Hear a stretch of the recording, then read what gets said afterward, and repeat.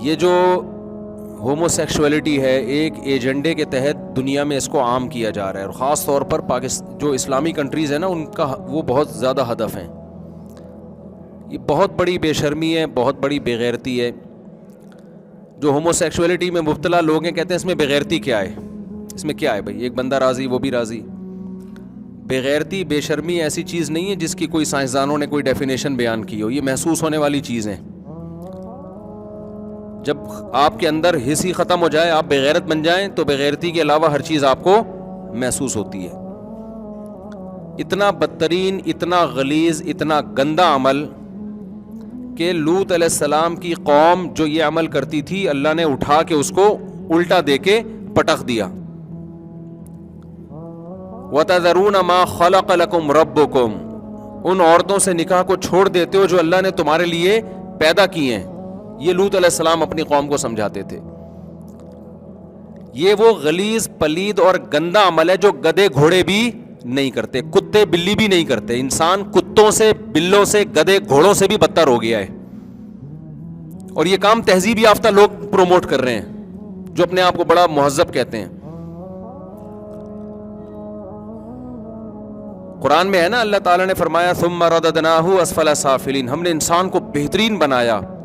لیکن جو بدعملی کرتا ہے نا، پھر وہ بہترین سے اشرف المخلوقات بنایا، جانوروں سے افضل.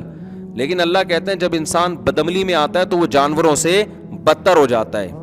تو جو لوگ بھی اس سوچ کو پروموٹ کر رہے ہیں اور اس طرح کے تقریبیں کر رہے ہیں، اللہ کی نظر میں، قرآن کی نظر میں وہ گدھے گھوڑوں کتوں بلوں سے بدتر ہیں. وہ آپ کی اور میری ذمہ داری ہے کہ ہم سوشل میڈیا پہ بھرپور احتجاج کریں، اس کے خلاف بھرپور استعمال کریں اور اس چیز کو اپنی سوسائٹی میں پروموٹ نہیں ہونے دیں. میں سمجھا پا رہا ہوں اپنی بات؟ اس کا بہت غلیظ اور گندا نقصان ہوگا ہماری سوسائٹی کو. آپ ان کی شکلوں پہ دیکھو کیسی پھٹکار برس رہی ہوتی ہے. یہ جو تقریبات ہوتی ہے نا اس طرح کی، یا اس طرح کے لوگ آ رہے ہوتے ہیں، شکل سے پھٹکار، نہ مرد نہ عورت. دیکھو ایک تو خواجہ سرا ہے جس کو اللہ نے بنا دیا، وہ تو اللہ کی طرف سے ایک آزمائش ہے. ان کے اسلام نے بھی حقوق دیے، سوسائٹی کو بھی چاہیے ان کا خیال کریں. اور اسلامی قانون کی جو کتابیں ہیں جن کو فقہ کی کتابیں کہا جاتا ہے ان میں ان کے حقوق لکھے ہوئے ہیں. لیکن ان لوگوں کو ان سے ذرہ برابر بھی فائدہ نہیں ہے، بلکہ جتنے خواجہ سرا ہیں وہ بھی اس کے خلاف ہیں کہ یہ غلط ہے. تو اس لیے میری اور آپ کی ذمہ داری ہے، من رأى منکم منکرا فلیغیرہ بیدی، حدیث میں آتا ہے جو کسی برائی کو دیکھے ہاتھ سے روکے، ہاتھ سے روکنے کی طاقت نہ ہو تو زبان سے اس کے خلاف احتجاج. ورنہ خدا کی قسم کل تمہاری اولادیں جب یہ کام کریں گی نا تم خون کے آنسو روگے. ہماری باہر ٹریولنگ ہوتی ہے، ہمارے ہاں جو بچوں کے مسئلے ہیں نا وہ کیا ہے، میرا بچہ بنٹے کھیل رہا ہے، میرا بچہ گٹکا پی رہا ہے، میرا بچہ فلاں کے ساتھ بیٹھ کے سگریٹ پی رہا ہے، یہ مسئلے ہیں. ان کے ہاں یہ مسئلے نہیں ہیں.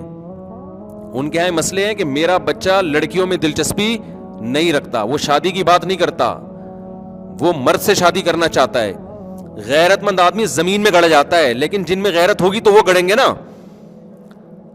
تو جب تک یہ غیرت آپ کے اندر ہے، حیا آپ کے اندر ہے، تو خدا کا واسطہ آپ اپنی فطرت تبدیل ہونے سے پہلے اس کے خلاف بھرپور طریقے سے احتجاج کریں. ہم نے یہ ملک اسلام کے نام پہ لیا ہے، ہم نیچر کے خلاف، اسلام کے خلاف کوئی قانون اس ملک میں پاس بولو نہیں ہونے دیں گے.